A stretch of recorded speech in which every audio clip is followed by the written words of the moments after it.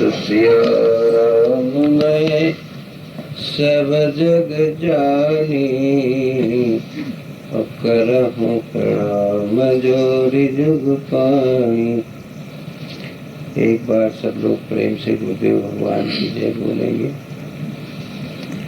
जय बोलने के पहले दो चार बातें समझ लें कि भगवान के दो द्वारपाल हैं। एक का नाम जय है, एक का नाम विजय है। इन जय और विजय की महान शक्तियों से आप पूर्ण रूपेण अवगत हैं, मगर शायद इलेक्शन को थोड़े दिन बीत गए, भूल गए हों। तो आप देखेंगे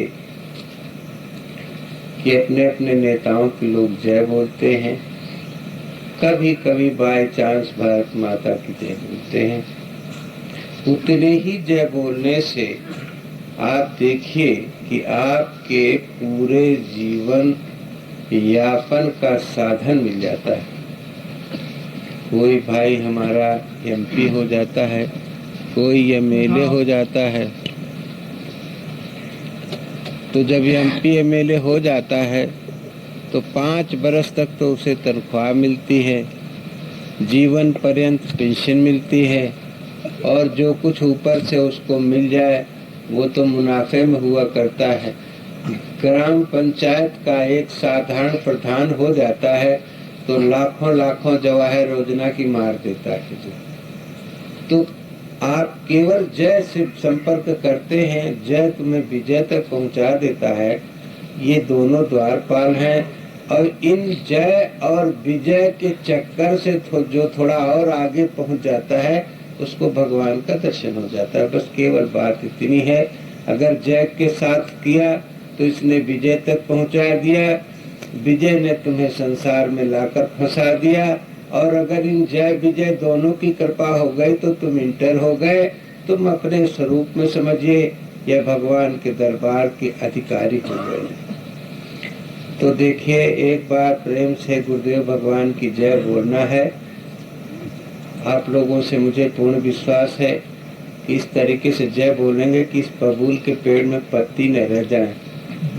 कांटा तो यहाँ के रहने वालों ने नष्ट कर दिया, पत्ती तुम्हारे जिम्मे है। बोलो गुरुदेव भगवान की जय। ठीक, देखिए जय बोलने का तरीका जितना काशी के निवासी जानते हैं उतना और कोई नहीं जानता है। एक बात हम कहने के लिए भूल गए थे कि जय 2 प्रकार से बोली जाती है। एक तो लकड़ी जैसा तोड़ देते हैं खट से, और एक ऐसा जय बोलते जिसे धरकार बांस फाड़ना चरचरा चला जाता है। आपकी आवाज मुझे पूर्ण विश्वास है कि किले को पार कर जाएगी, और जहाँ किला टूटा तहाँ सारी व्यवस्था अपने आप फिर विजय हो जाएगी, है ना। तो अब एक बार प्रेम से आप जो है पुनः इसी शब्द को दोहराएंगे। बोलो गुरुदेव भगवान की जय।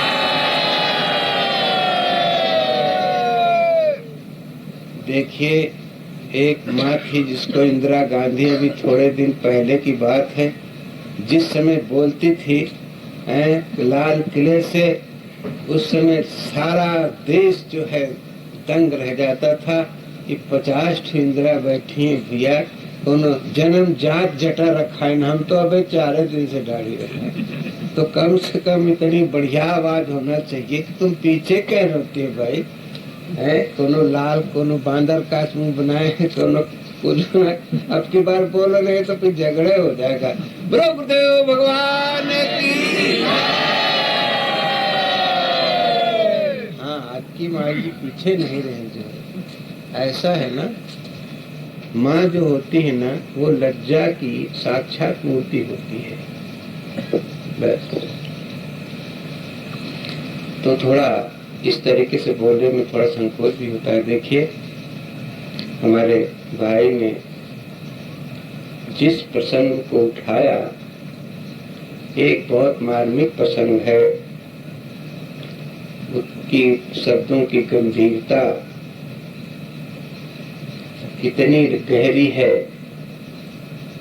कि तुलसी जाके मुखन ते अरे धोख्यो निकरत राम, और ताके पग की पान ही कि मेरे तन को चाम।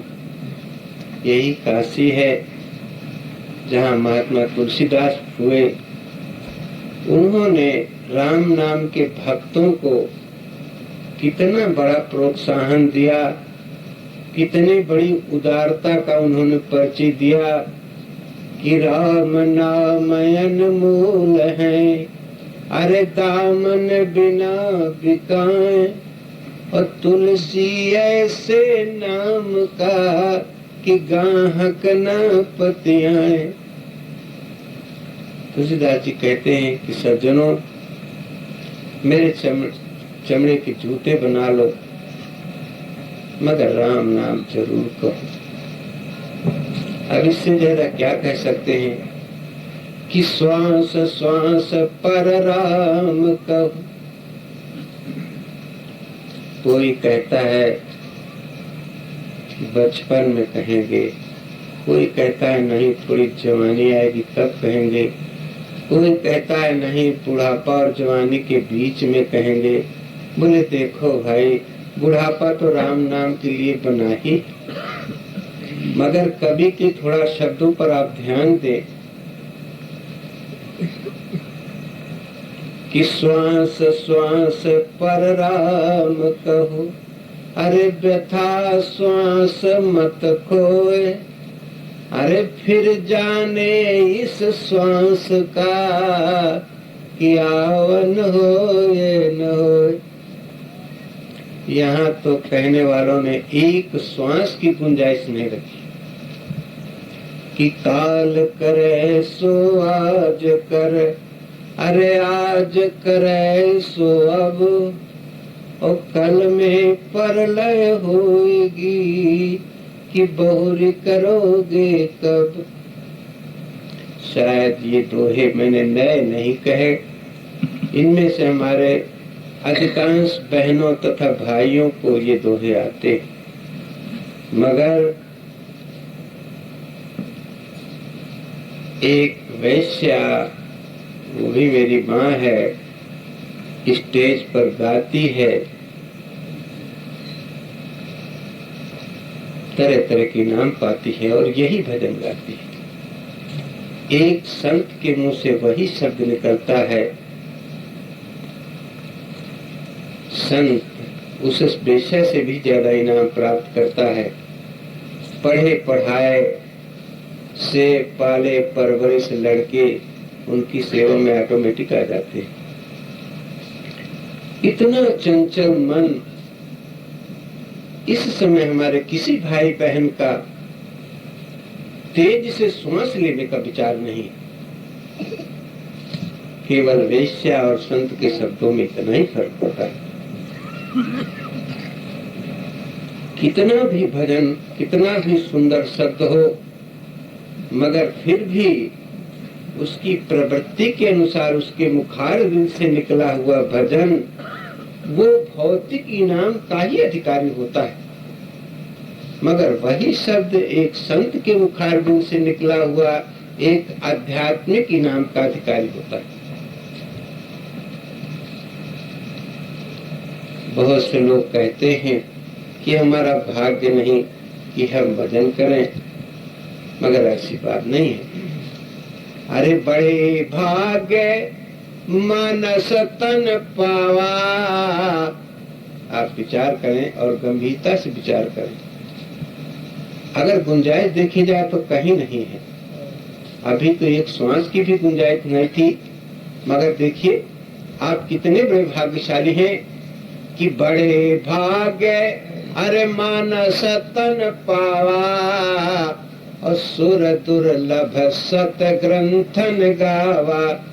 ये देवताओं को दुर्लभ शरीर तुम्हें प्राप्त हुआ है और अभागों को नहीं, बड़े भाग्य मानस तन पावा। फिर कहते हैं अरे मेरे ऊपर भगवान की कृपा नहीं। मगर देखिए, थोड़ा विचार करिए कि अब मोहिभा अरे भरोसा हनुमंता, और बिन हरि कृपा मिले नहीं संता।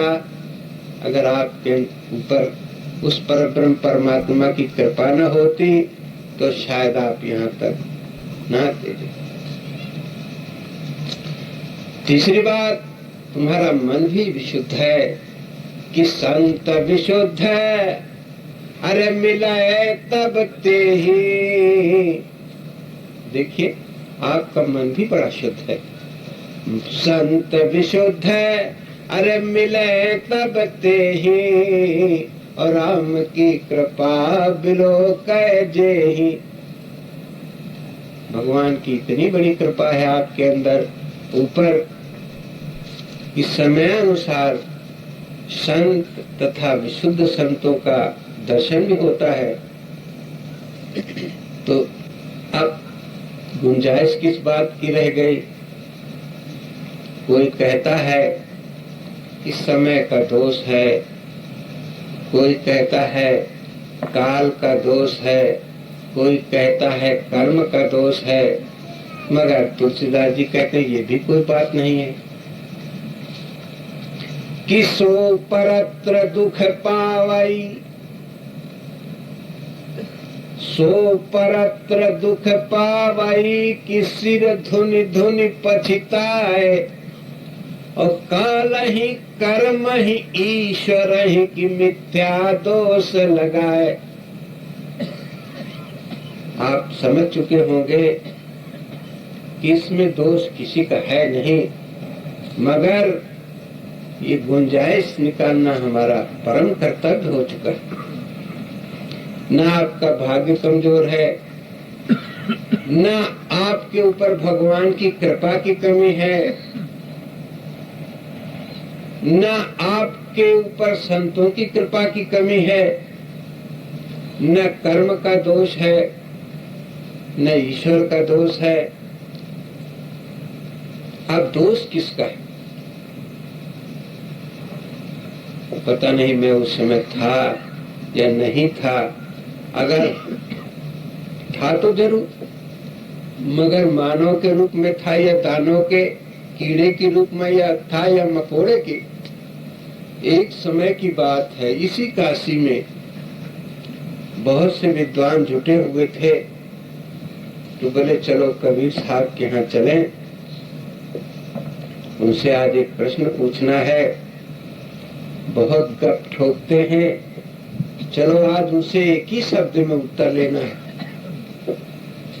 तो गए, प्रेम से उन्होंने बुला के बैठाला, बड़े आदर सूचक शब्दों में उनकी खातिर की। उन्होंने कहा महाराज, हम आपके पास एक बात पूछने आए हैं।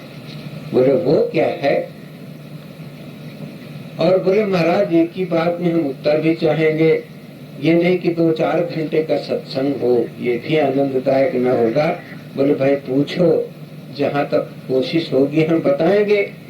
तो पूछते क्या है कि काह ज्ञान है, काह ध्यान है, अरे काह पारिख बाणी। काह ज्ञान है, काह ध्यान है, काह पारिख बाणी।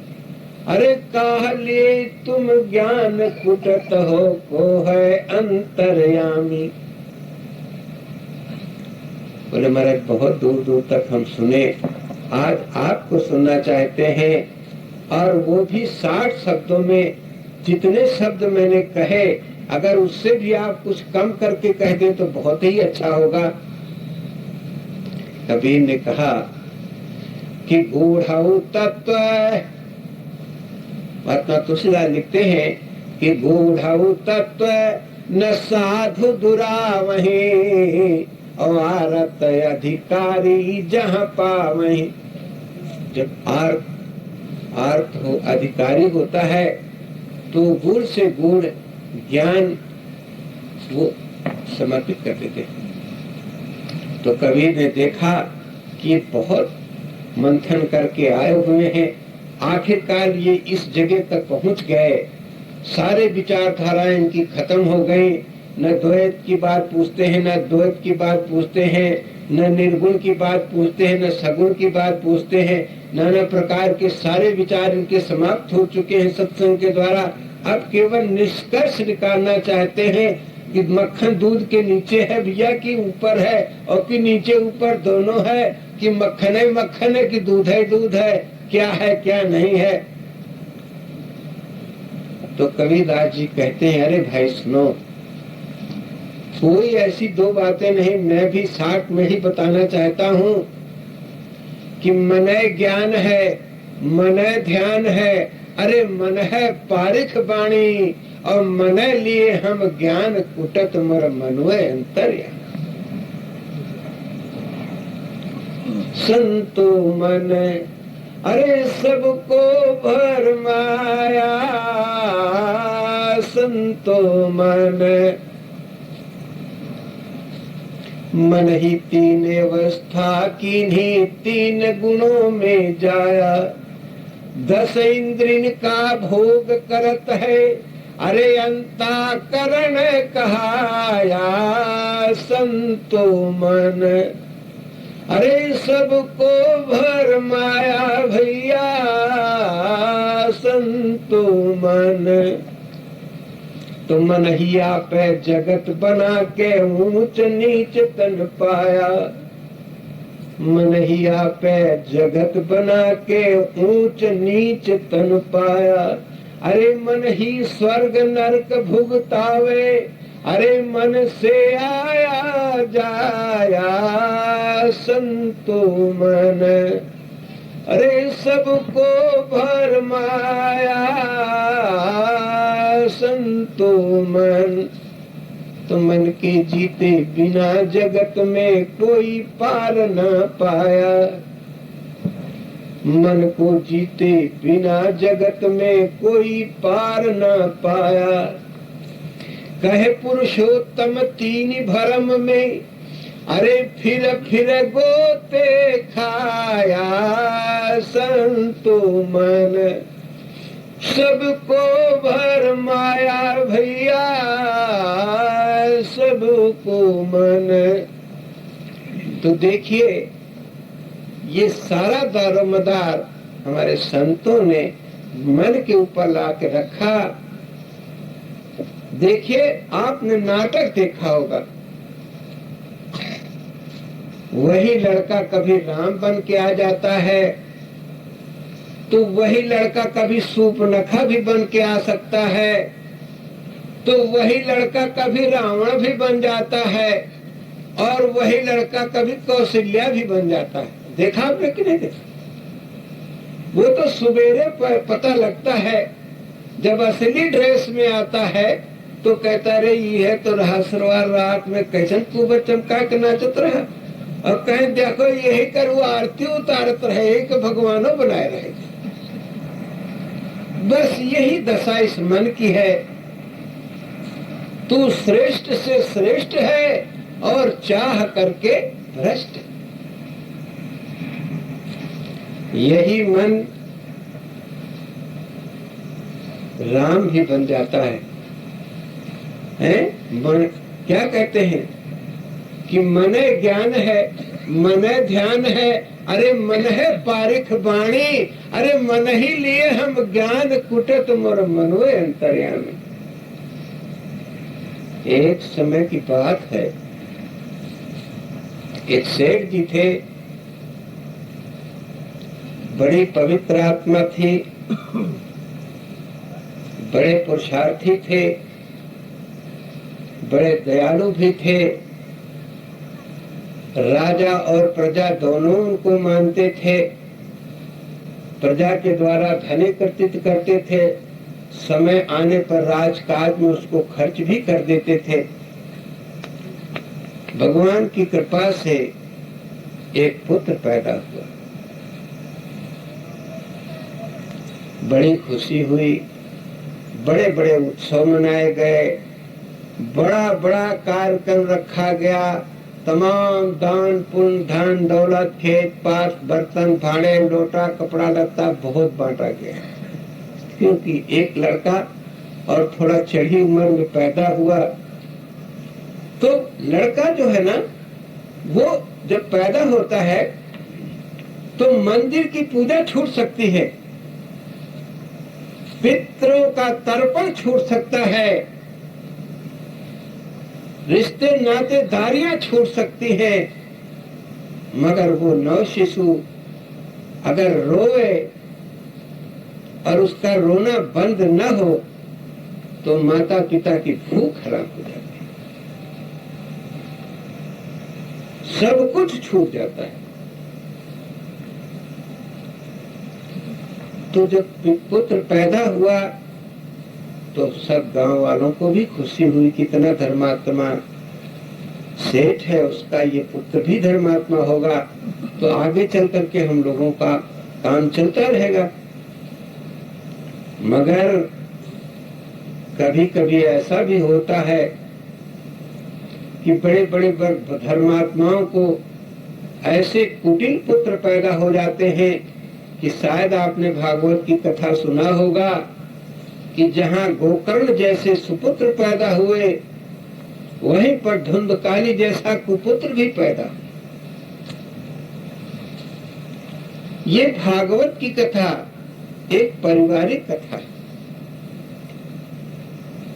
मनुष्य को मनोवैज्ञानिक तरीके से पुत्र पैदा करने की प्रेरणा देने वाली कथा है। शुद्ध विचारों के द्वारा पुत्र पैदा करने की कथा है। तो सेठ जी को ठीक वैसा ही सुपुत्र क्या कहा जाए, कुपुत्र भी कहा जाए तो कोई बुरा नहीं कि विपरीत ही पैदा हुआ। थोड़े दिन के बाद में जब वो थोड़ा हाथ पैर चलाने के काबिल हुआ तो कभी सेठ का मूछ पकड़ के नोच ले, कभी कुर्ता फाड़ दे, कभी कंठी तोड़ दे। मगर एक पुत्र था, स्त्री पुरुष दोनों उसी में लिपटे रहते थे। धीरे धीरे धीरे धीरे जैसा जैसा वो बड़ा होता गया वैसे वैसे उसके गुण खिलते गए। अंततो गत्वा उसका जब पार्टी का पूजन हुआ, प्रारंभिक पाठशाला में गया तो तमाम विद्यार्थियों के साथ वो रोज खुरापात करता था।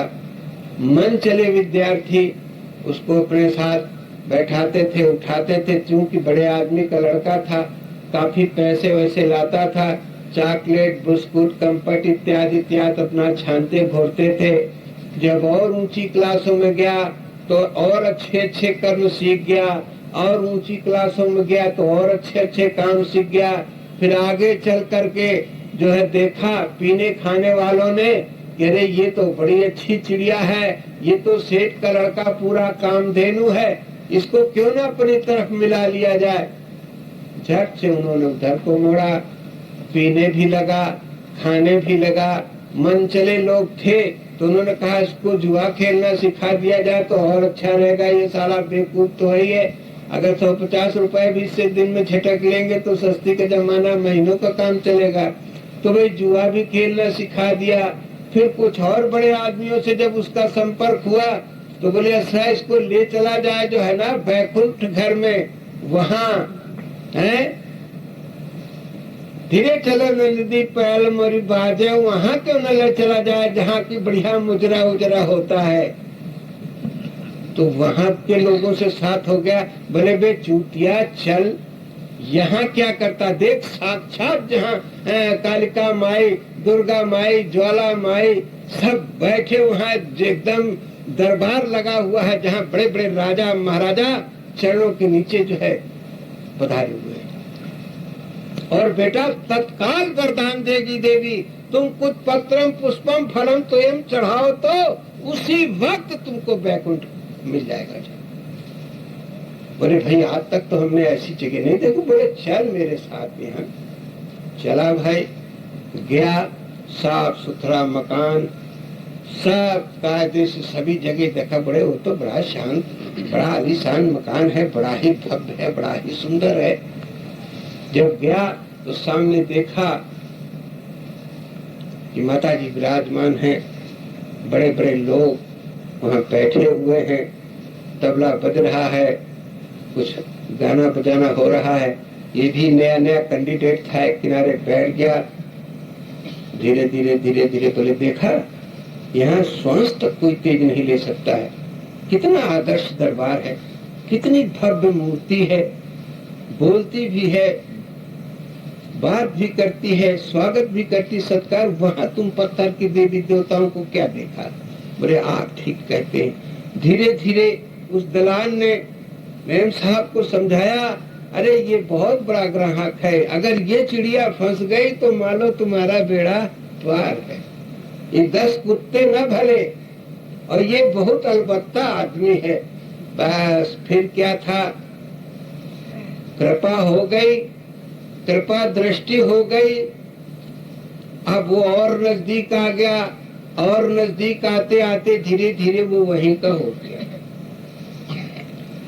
अरे यही सरावत अति कठिनाई, और राम कृपा बिन आए न जाई। बड़े भाग्य से सुंदर स्त्री भी मिलती है, सुंदर पुत्र मिलता है, सुंदर धन मिलता है। अब वो लड़का धीरे धीरे वहां आने जाने लगा, तो पिताजी के यहाँ जाना भी भूल गया। वो बस पहुंचता था, खट से मारा तिजोरी में हाथ, जो नोट आया घप से डाला अपना। रोज सेठ जी के यहाँ एक न एक अनोखी बात लेके कोई न कोई आ जाता था। सेठ बेचारा नीचे को गर्दन झुकाए सो लेता था। अंत तो गत्वा उसने सोचा कि अब ऐसे सत्संग में जीना ठीक नहीं है। एक उपाय सोचा उसने कि अब संसार को छोड़ दे। मुनीम लोगों ने समझाया कि सेठ जी, बोले क्या समझाते हो मुनीम जी, अब इसको हम समझावें क्या, इसकी हम शादी ब्याह क्या करें, ये तो रोज एक शादी करता है, अब तो मेरा जीना दुर्बल हो गया है। तो बोले अब ठीक है, अब हम चाहते हैं कि न हो तो हीरे की कनी चाट के मर जाए। बोले ऐसा मत करिए, जो ये मानव शरीर भजन करने के लिए मिला है, आप ये घृणित कार्य मत करिए। तो उन्होंने कहा अच्छा ठीक है, कोई बात नहीं। एक दिन सेठ जी अचानक गायब। लड़का 2-4 दिन के बाद गया। सेठ जी ने कहा था कि मेरा पुत्र आवे तो बता देना कि यहाँ पर चले। जब उसने सुना पिताजी गायब हुए तो बड़ा खुश हुआ कि आज अपने सारे मित्रों को अभी जो है ना बढ़िया से बढ़िया भोजन कराएंगे, पिलाएंगे, खिलाएंगे, और जो जो होगा सब करेंगे। चलो साला गया तो रास्ते का इतना बड़ा कांटा दूर हो गया। फिर क्या था, गया तिजोरी में हाथ मारा, खट से खोला, कुछ नहीं। इधर गया कमरे में, तिजोरी में हाथ मारा, वहां भी कुछ नहीं, वहां भी कुछ नहीं। सारा मकान, सारी दुकानें, कोई कुछ। आके सर पटक के बैठ गया। खैर चलो कोई बात नहीं, बड़े बर्तन का धोना काफी होता है, इसमें तो अभी तमाम फर्नीचर है, तमाम बर्तन भाड़े हैं, तमाम कपड़े हैं, इतना बारदाना जमा है दुकानों में कि साला महीनों सालों कितने दिन तक चलेगा। अब पट्टा बेच बेच के लगा उड़ाने धीरे धीरे।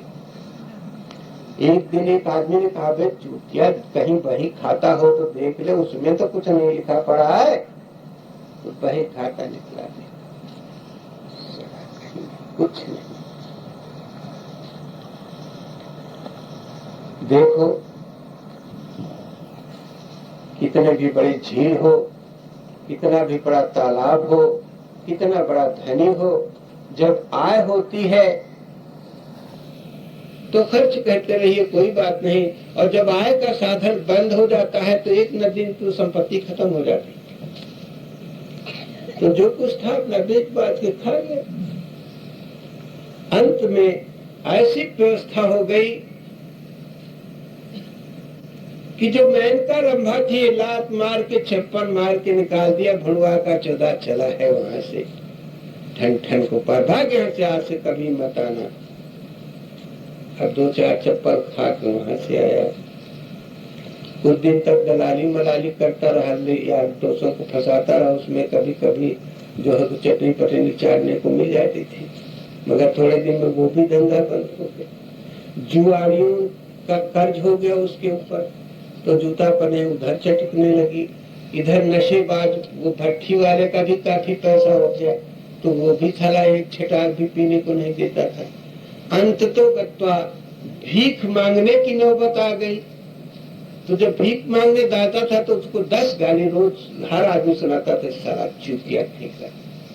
इतने बड़े अरबपति खरबपति का लड़का होकर के सारा भीख मार सारे 4 जूता भाग। अब भीख मांगने से उसको भीख में नहीं मिलने लगी। अंत में रात को मार्केट में दाने बिन बिन करके खा लेता था। सब्जी की मार्केट में जाता था, जो सड़ी गली सब्जी फेंक देते थे उसी को छाट छूट के ला के बॉयल करके अपना थोड़ा थोड़ा खा के गुजर करता था। एक दिन ऐसा आ गया कि वो भी उसको नहीं मिला। लाचार होकर बैठा, बोला हे भगवान, अगर एक बार मुझे चांस मिल जाता, एक बार भी मुझे अगर अपनी कुछ परिस्थिति समझ में आ जाती, अगर थोड़ा सा धन मुझे मिल जाता तो मैं कभी दुष्कर्म न करता। और यही करके रात भर रोता रहा, दिन भर रोता रहा। भगवान के 4 हाथ होते हैं, मनुष्य के 2 होते हैं। 4 हाथ वाला देता है तो 2 हाथ वाला कहां तक खर्च करेगा। तो एक बार अरे भूपति मन माही, भई गलानी हमरे सुत नाही।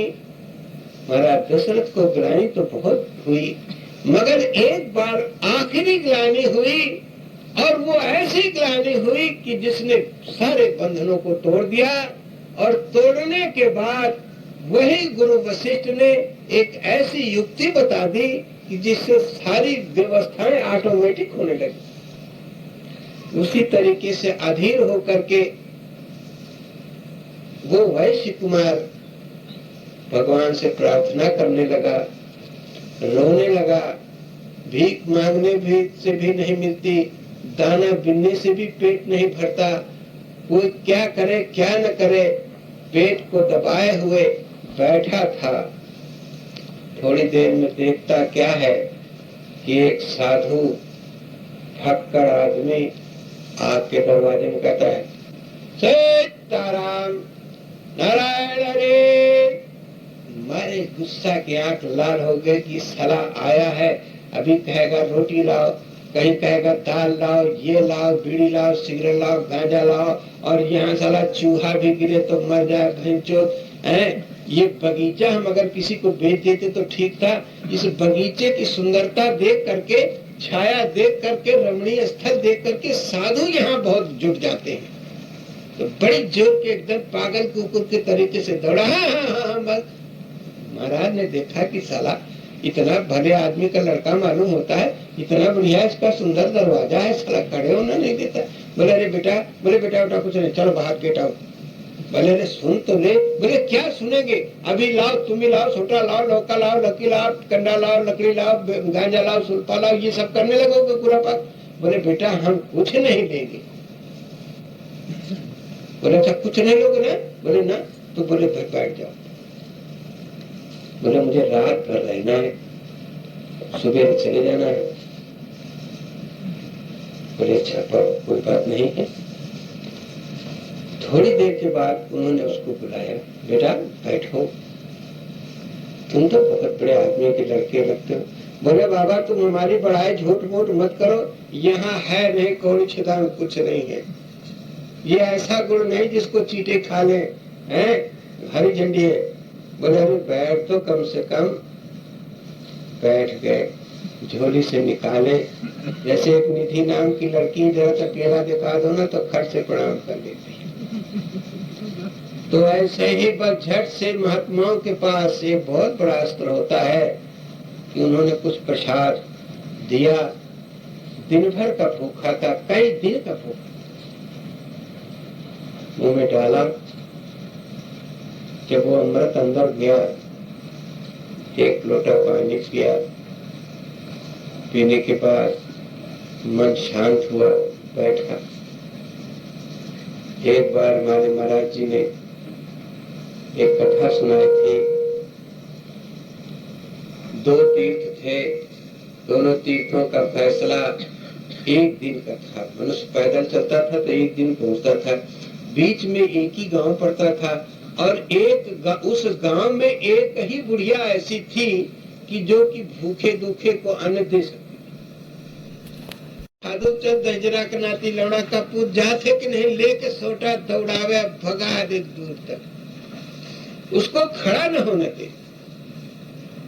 साधु बेचारा दिन भर पैदल चल के दूसरे तीर्थ में पहुंचता था, मर जाता था। सब साधुओं ने मीटिंग किया कि चलो नारद जी के पास चला जाए। नारद जी के पास गए सब लोग। नारद जी ने बड़े प्रेम से बैठाला। बोले बंधु क्या है, मेरे लायक कोई सेवा है? बोले महाराज देखिए, इस तीर्थ से इस तीर्थ तक का रास्ता एक दिन का पूरा है। बीच में एक ही गांव है, उस गांव में एक ही बुढ़िया ऐसी है जो सबको खिला पिला सकती है, और वो इतनी दुष्ट है कि खड़ा नहीं होने देती। तमाम साधुओं का पैर तोड़ दिया उसने, जहाँ पाती चाहे मार देती बड़ा से। तो बोले तब तो तुम हमको भी, हमारा भी हाथ पैर तोड़वाओगे क्या? बोले अरे महाराज आप तो 3 लोग 14 भवन में यात्रा करते हैं, आप कोई युक्ति कर दीजिए। उन्होंने कहा अच्छा तो भाई कर देते हैं। अच्छा तो देखो ऐसा करो कि अब तुम 3-4 दिन के बाद उस गांव यात्रा करना, सब साधुओं को रोक दो। नारद जी अपना तंबूरा बजाते हुए पहुंचे।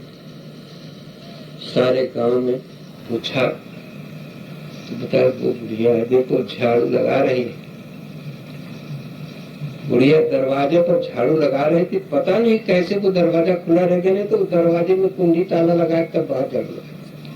नारद जी इधर उधर से घूम के पीछे से जहाँ भीतर गए तो ये कंधा की वाड़ा में लग गया, खट से हो गया। बुढ़िया चौकी, अरे कौन है रे दहजा, अरे कौन है कौन है कौन है, अरे कौन बदमाश घुस गया, अरे मारो रे मारो। वे लेके झाड़ू और उल्टी झाड़ू से मकान के भीतर दौड़ाए दौड़ाए घूमे। अब नारद जी कोठरी खमसार दरवाजा कमरा कोठा कुल घूम डाले, सब जगह ताला बंद, एक दाना तक नहीं मिला। अंत में परेशान हुए, 4 छो झाड़ू भी खा गए। बोले अब क्या करे क्या न करे। तो देखा उन्होंने कि मट्टी की हंडी जो पहले चूल्हा पोतने के लिए कपड़ा रहता ना पोतना, वो मट्टी वो उसके ऊपर रखा था। तो बोले अब मौके पर यही है, इसी को लेके भगो बाबा। तो झट से पोतनवा लेके भगे नारद जी। और तब तक दौड़ा हल्ला मचाया, गांव गुहार किया, अरे लूट गया, सारा धन लूट लिया। अरे गांव वालों तुम सुनते नहीं हो। गांव वाले देखे कि सदुइया एक तंबूरा लिए और कुछ है नहीं। कह रहे जान कंकालीन के ऐसे दलित तो मेहरारू पता नहीं पैदा हो गए जो है इतना धन आके पता नहीं कहाँ साथ लाद के ले जाएगी। नारद जी हक गए, थक गए, परेशान हो गए। अंत में जब जाके एक पेड़ के नीचे ऐसे गंगा किनारा पर बैठ गए, बोले हे भगवान बड़ा परोपकारों में बड़ी भारी परेशानी है जो है। खैर कोई बात नहीं। अब देखा उसको तो इतना बड़ा कपड़ा था वो। तो नारद जी ने उसको नदी में खूब धो के साफ किया, साफ करके सुखाया, सुखा के झाड़ झोड़ के गांव गए तो थोड़ी आग मांग के ले आए। आग मांग के ला के उसको जलाया उन्होंने, और जला करके उसी विभूति जो है पानी में घोल के पी। उनका विभूति का पीना हुआ कि ऑटोमेटिक जैसे रिमोट कंट्रोल होता है ना, उसी तरीके से उसकी बुढ़िया की बुद्धि एकदम परिवर्तित हो गई। और गांव में घूमने लगे, रे भाई जिसके घर भोजन न हो हमारे घर से भोजन ले जाओ।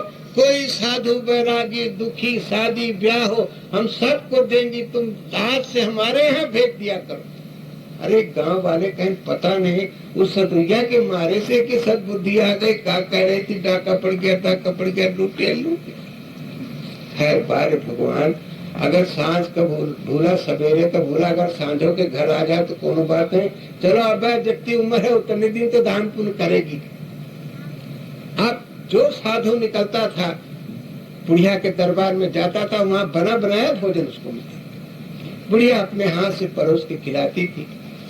तो ऐसे महाराज जी जो थे, जब उस लड़के के साथ बैठ के कुछ सत्संग करने लगे तो उसके कुएं का 1 लोटा जल उन्होंने पिया, और जहां उस कुएं का 1 लोटा जल उन्होंने पिया तहां उसकी कुछ बुद्धि परिवर्तित हो गई। और बुद्धि परिवर्तित होते ही, जैसे एक डॉक्टर होता है आंख के अंदर से अगर उसे कुछ निकालना होता है तो बस वो इतना कहेगा आंख सीधी रखो, और जहां इतना कहा तो खट से उसको निकाला। तो वैसे ही जहां महाराज ने थोड़ा सा प्रसाद दिया और थोड़ा प्रसाद उसका वो पानी पिया, तो बुद्धि का जो है आदान प्रदान शुरू हो गया।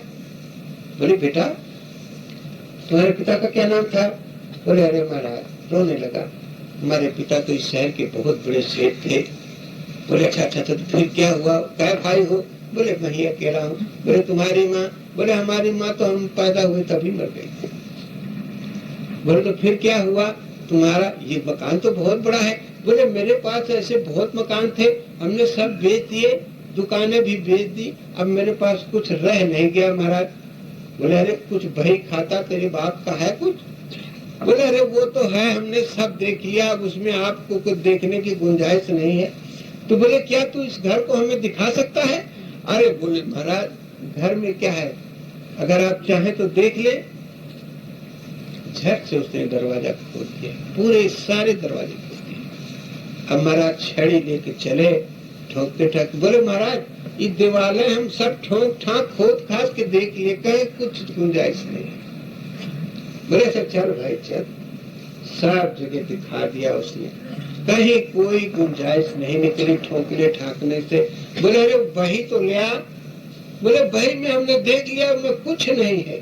बोले अच्छा ला तो जहां पर खाता बही कर आखिरी था वहां देखा उन्होंने कितने करोड़, इतने लाख, इतने हजार, इतने सौ, इतने रुपए, अगर जरूरत पड़े तो थंबा सिंह से ले लेना। तो बोले ये थंबा सिंह? बोले अरे जिला जवार सब छान डालने के गांव, बेंचो पता नहीं थंबा सिंह कब मर गए कि लगता नहीं, कोई नाम निशान नहीं बताता थंबा सिंह का। बड़ी देर तक सोचे। बोले बेटा ये जो मकान बना ये लकड़ी कब की है, ये कब की? बोले ये तो सब पिताजी के हाथ का है। बोले ये जो बीच में आंगन में एक लकड़ी गड़ी है ये कब की है? बोले ये भी पिताजी के सामने की है।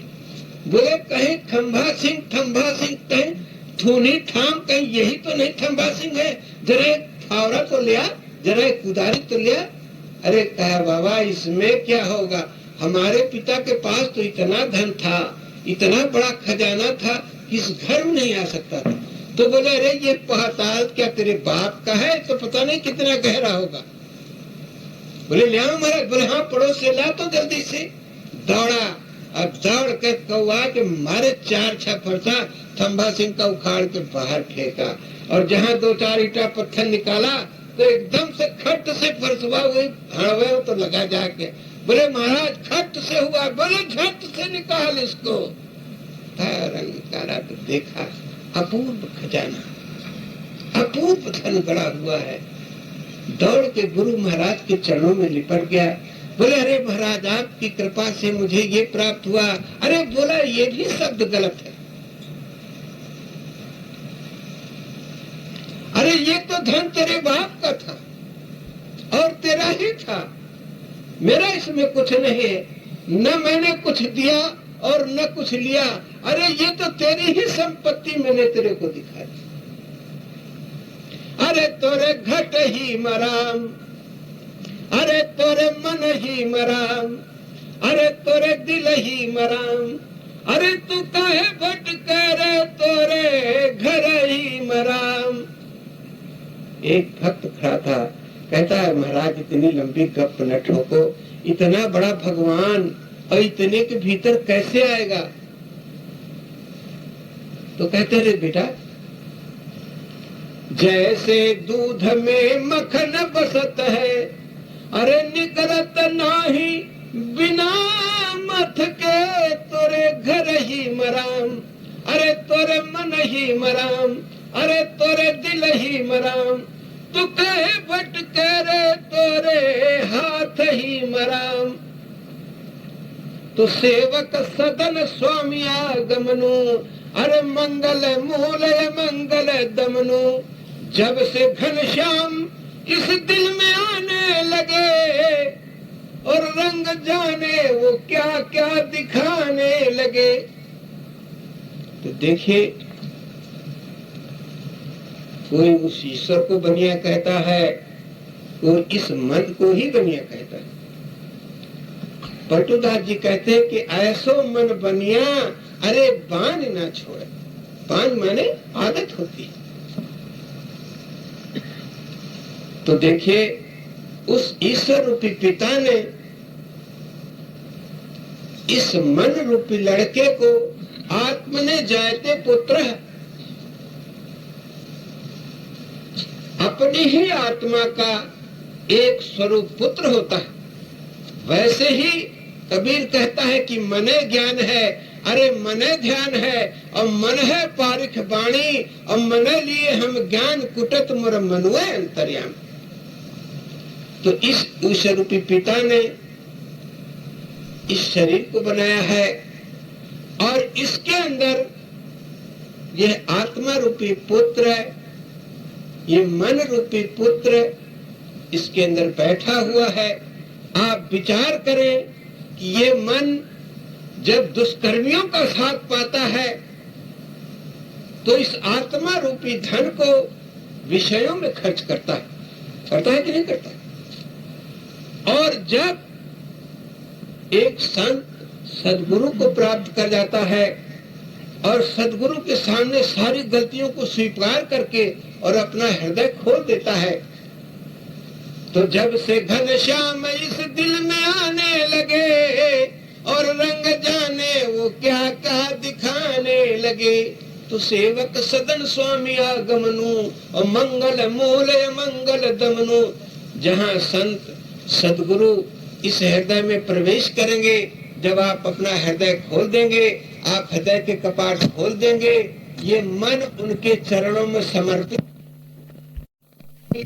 अरे भेदी भटक रहा है दिलदार यार मेरा, बेटा इस जरा संसार रूपी खंभे में जरा राम नाम को दौड़ा तो और देख क्या होता है।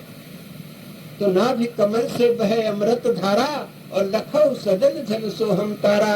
इस संसार रूपी खंभे के नीचे ये जो नाभि कमल है, इसके अंदर इतना बड़ा खजाना छिपा हुआ है कि जैसे उस बनिया को उस संत ने सदगुरु ने खोद करके दिखा दिया, ऐसे संत जब तुम मन के द्वारा वर्ण करोगे और इस मन को उनके चरणों में हमेशा हमेशा के लिए समर्पित कर दोगे, अपना हृदय खोल दोगे, तो क्या होगा कि बंदा हूँ गुरु पद पद्म परागा, अरे सुरुचि सुभाष सरस अनुरागा। बनता हूँ गुरु पर पद्म परागा। उस बनिया के लड़के ने जब प्रसाद खाया, सत्संग रूपी प्रसाद खाया, वाणी रूपी प्रसाद खाया, सिरके में आप आम डाल दीजिए, सिरका हो जाएगा। होता है कि नहीं होता है? अरे भाई उसमें औरा हर बहेरा छुहारा कुछ भी डाल दो, सब सिरका हो जाता कि नहीं हो जाता? उसी तरीके से एक जीते हुए मन के पास, एक जितेंद्रीय महापुरुष के पास इस मन रूपी छुहारे को, इस मन रूपी आंवले को अगर उनकी चरण में डाल दोगे तो वैसे ही हो जाएगा। कैसे कि देखते देखते क्या से क्या हो गया, अरे कतरा दरिया में गिरकर फना हो गया। तो जब ये मन रूपी लड़का जो कि नाना प्रकार के विषयों का आनंद लेता था, जब इन विषयों में से वास्तविक आनंद न मिला तो क्षण मात्र में, पल भर में तात स्वर्ग अपवर्ग सुख, अरे धरिय तुलाए कयंग और तूल नता ही सकल मिल की जो सुख लब सत्संग। उस मन रूपी बनिया ने जब अपना हृदय खोल दिया, अपना दरवाजा खोल दिया, और जब गुरु महाराज का चरण हृदय में स्पर्श करता है तो क्या होता है कि बंद हूँ गुरु पद पद्म और परागा। जहाँ गुरु महाराज का चरण हृदय में स्पर्श करेगा तो क्या होगा, ये हृदय कमल खिल जाएगा, पद्म के समान ये हृदय खिल जाएगा। बंदा हूँ तो बंदा हूँ करने के बाद गुरु महाराज के अंदर सबसे श्रेष्ठ चीज क्या है? उनका चरण। और उनका चरण तुम्हें क्या देता है? उस पद तक पहुंचा देता है जिस तक पद तक गुरु महाराज पहुंचेंगे। उस पद को जब हृदय कमल में उस बनियादे उस मन ने धारण किया, तो जब धारण किया तो क्या हुआ, एक अलौकिक चीज उसको प्राप्त हुई, हृदय रूपी कमल खिल गया।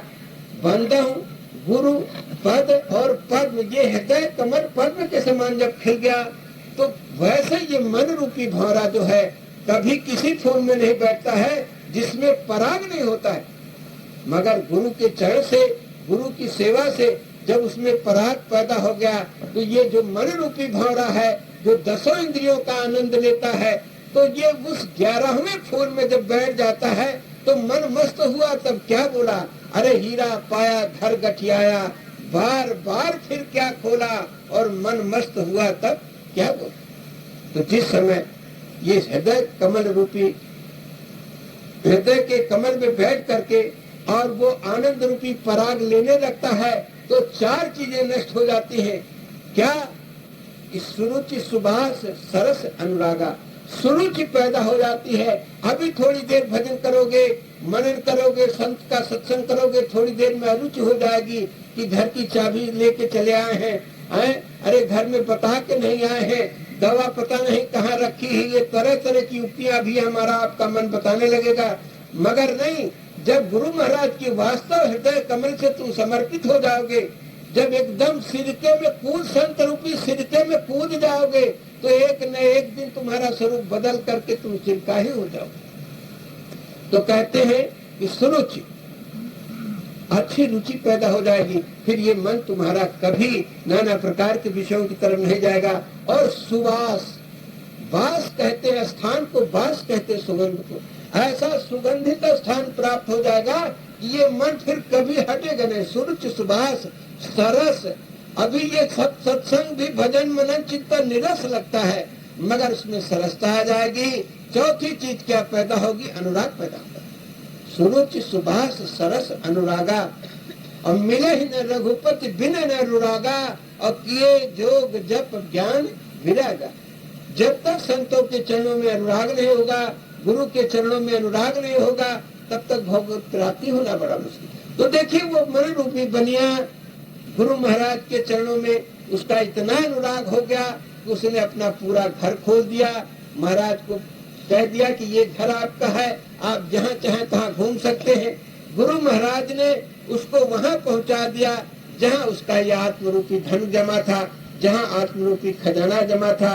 जब उस खजाने को वो मन प्राप्त हो जाता है, तो कहते हीरा पाया, अरे धर गठियाया, बार बार फिर क्या खोला, और मन मस्त हुआ तब क्या बोला है, तो तोरे घट ही मराम, अरे तोरे घर ही मराम, अरे तू कहे बट करे तोरे दिल ही मराम। तो जिस समय वो अपनी वास्तविक अनुभूति प्राप्त कर लेता है, तो संसार के सारे दुर्गुणों को भोग करके और हमेशा हमेशा के लिए गुरु महाराज के चरणों में समर्पित हो जाता है। तो लोक लाह परलोक निवाहु, इस संसार में भी आनंद लेता है और परलोक में भी सुख की अनुभूति करता है।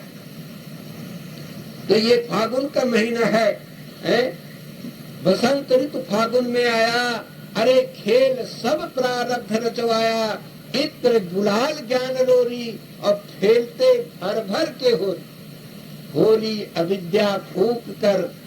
ये साल भर की जितनी भी अविद्या थी वो हमारे महात्माओं में होली के रूप में इसको फूका। होली अविद्या फूक कर, अरे हो गए गुप्तानंद।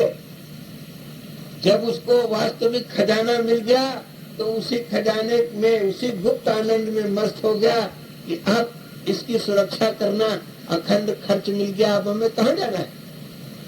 तो सरिता सर, अरे जल निधि महु जाई, और सुखी हो जिम जीव हरि पाई। ये जीवात्मा उस परमात्मा रूपी खजाने में हमेशा हमेशा के लिए विलीन हो जाती है। तो इस तरीके से जब सने सने बार बार संतों के पास आएंगे, जाएंगे, उनकी वाणी का श्रवण करेंगे, मनन करेंगे, चिंतन करेंगे, तो ये मन देखिए वैसे ही परवर कबीर की बात याद हो कि मने ज्ञान है, मने ध्यान है, अरे मन है पारिक वाणी, और मने लिए हम ज्ञान कुटत मर मनु है अंतर।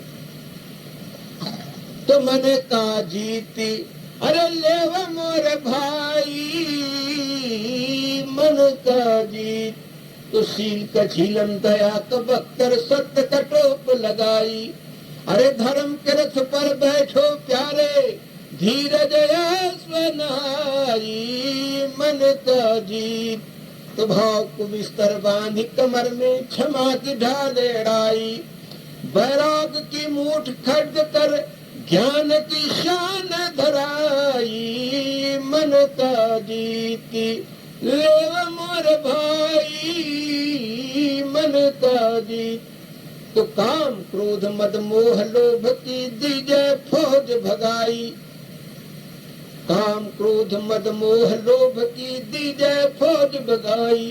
आशा तृष्णा विषय वासना अरे देव कतल करवाई मन का जीती।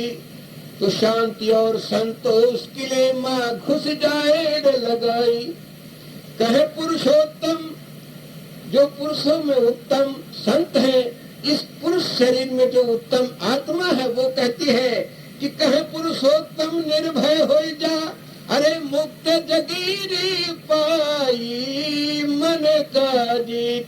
गुरु गुरुदेव भगवान की थोड़ा थोड़ा खाए तो मरे न मोटाए। नित्य कथा सुनने जाया करते थे। लगन का महीना था, बड़े आदमी की शादी थी, सामान खरीदने के लिए आए तो देखा सेठ नहीं है, लड़का बैठा है। मैंने कहा बेटा पिताजी कहाँ गए? बोली ये भागवत बगल में हो रही। ठाकुर साहब वहीं गए। बोले जल्दी गया, अरे मेरी लड़की की शादी है, 25-50 हजार का सामान खरीदना है। लड़का भागा भागा बोले पिताजी चलिए, बड़का बाबू साहब आए हैं, उनकी लड़की की शादी सामान कहते।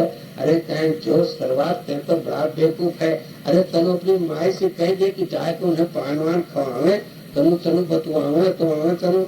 अब तो आया तो कहे माता जी चलिए। पिताजी ने कहा कि बड़का बाबू साहब आए हैं, तनु से मिले। अब भीतन से सेठाई निकली, बुलाक चाटक दिया और जौन मुश्किल छोड़े कि बाबूजी के लंगोटी ढीली हो गई। जो अब बैठ के लगे गप छाटने जो है, तब तक फिर हुआ कि चलो बहुत रिश्तेदार दरवाजे में आए, चलो बोले रह जा बेटा सामान तो खरीद लेने दे। तो कहा कि जल्दी ला पिताजी को बुला के नहीं जाते हैं। तो फिर गया थे बाबूजी अरे माता जी ने पान भी खिलाया, पानी भी चाय पानी कुल कराए, तब ठोकर में भिड़ी, मगर उनको इतनी जल्दी है क्या? बोले देख बेटा आरती हो रही है, पंडित जी सदाई जा रहे, पंडित जी कथा समाप्त हो गई है। बोले अच्छा। तो जब चला वो तो कुछ उन्होंने कथा का कोई शब्द उसके कान में पड़ गया तो सोचा अरे बाप ये तो पंडितवा फुकट में ऐसे बढ़िया बढ़िया बातें बताता है। कहता है कि आत्मा परमात्मा है, किसी की आत्मा को दुख देना परमात्मा को दुख देना है, ये तो बड़ा उत्तम शब्द है। ये तो बड़ा मुश्किल बात है कि कैसे क्या समझा जाए, क्या न किया जाए। ईसावास जन सदों में किंचित जगत त्याम जगत, सारे संसार कण में भगवान व्याप्त हैं जो है। तो अब क्या करें क्या न करें? ये तो चींटी माटा कुकुर बिल्ली का दाग घोड़ा मुर्गा मुर्गी सब एक ही भाव है, सब में भगवान है। ऐसा सोचता आया, इतने में जो है बैठ के सोचने लगा। कहे बाबू साहब देखो अब पिताजी घंटी खत्म हो जा आ रहे हैं। तो सोचता रहा नीचे पूरे, और सोचते सोचते साला पता नहीं कहाँ चला गया। इतने में बाजारू गाय आई, तो बाजार की गाय जब एक बार मारती है तो 2-2.5 किलो का माल कर लेती है। तो मारा घस चीनी की बोरा में, और बनिया एक फटहा बांस रखे रहता है कि अब वो ठोकर तो कम लगेगी मगर आवाज भूत होगी ना, है ना। तो वो तब तक सेठ जी देखे, अरे कहे सरवार ते बैठे मूड़ी गाड़े, अरे बाप रे बाप देखो तो दिन भरे कमाई गाय खाए जा रही। तो दौड़ा छिड़वा जो है उठा के वही फटवा मारा भाट अरे बाबू रे बाबू तरह के बेहोश होकर गिर गया। कहे तो के का हुआ भैया, का हुआ? सेठाई भीतर से दौड़े, कहे बटवा कहे मार डाले भैया। अरे कहे हम क्या मारे, हम तो देखो बाबू साहब के आगे गाय को मारे, थोड़ी देर में पानी वानी छिड़के लगे। अरे बेटा कहाँ हो गया? अरे बच्चों कहाँ हो गया? तो के बोले देखो पिताजी कहीं जोर से मारे। अरे माए देख ले बहुत पिटिया फाड़ गए। देखा तो बड़ी बड़ी लौटे खून से चुहात रहा। कहे तू बड़े ने गए हो से, अरे भैया हम कब देखे छून, हम तो गाय के मारे हैं। कहे अरे पिताजी गाय के मारो कि तुम हमके मारो। अबे कथा तुम तो रोज सुने, हम तो अभी सुन के आए। पंडित जी कह रहे थे कि हर आत्मा में परमात्मा का वास है, किसी आत्मा को कष्ट देना, भगवान को कष्ट देना है तो उनको इतने गुने गूथे में लाग रहे हैं, तब तक दो लाठी मचकते हो तो। अरे कहें बेटा बनिया का लड़का होके तो के ज्ञान कहाँ गठिया फिरिए। अरे राम राम राम राम, सब में रसिए, सब में बसिए, सबके लीजिए नाम और हाजी करते रहिए अपने ठाम। बेटा कथा सुने कहीं मन लगा के, और जब चले ना तो कुछ उतर सही सब झाड़ देखते हैं। अगर लपटा रहा तो हमारे को सब संसार नष्ट हो जाए भाई। तो आपसे प्रार्थना है कि सब जब जाए लगे तो पंच उतर जाकर है सब झाड़ झूठते हो जाए। अगर किसी का मतलब का एक आध शब्द हो तो ले जाना, कोई मना भी नहीं है। तो लड़का कहता है पिताजी अब तुम चाहे जिंदगी भर सुनो चाहे कथा बंदे तो अब चले यहाँ से। और उठा चला माई बाबू को रोज कहत रहेंगे मगर वो हमेशा में थे। बोलो गुरुदेव भगवान की जय। तो देखिए भैया ये मन रूपी बनिया अगर कुछ थोड़ा किसी का पी लेगा तो आज न सही 4 दिन 10 दिन बाद हम तो आशा पर बासा है। हम तो ऐसा बीज बोते हैं कि जन्म जन्म संसिद्धि तत्व याद परांगतिम न आज आप हमारे पास आएंगे। अरे जाए न पई हो हमारी गली आके, गारंटी है एक जन नहीं दो नहीं तीन नहीं, आना है इसी जगह आना है, इसी जगह आना है, इसी जगह आना है। इसमें कोई बात नहीं है। अभी तो वैसी ही दशा है जैसे एक मछली मारने वाला फेंकता है चारा, मछली आती है तो उसको लुप्त लुप्त लुप्त लुप्त करती है, मगर जब थप से खाया स्वादिष्ट लगी पट्ठा मारता है झटका गच से बाहर गिरती। जब हमारा ताव लगेगा तो हम भी मार देंगे, तुम खट से निकल जाओगे इधर का उधर। समझ में साधु किसका मित्र कलंदर किसका साला, ये साधु कभी अपने नहीं होते हैं। आप लोगों से प्रार्थना है कि 1000 दफे गरज हो तो हमारे पास आना, और नहीं तो कल से अपने अपने घर जाओ। भैया राम राम। बोलो गुरुदेव भगवान की जय। मुझे कोई दोष भी नहीं देगा। अरे बाप रे बाप हमारे भतार निकल गया, हमारे बेटवा निकल गया, हमारे पतोर निकल गए, है ना। सुठौरास मुंह बना बैठे चलो जाओ पर काम करो। ऐसे लागत है कुल आजे बैरागी हुई है। अरे बाप रे बाप ही हाल देखो जो।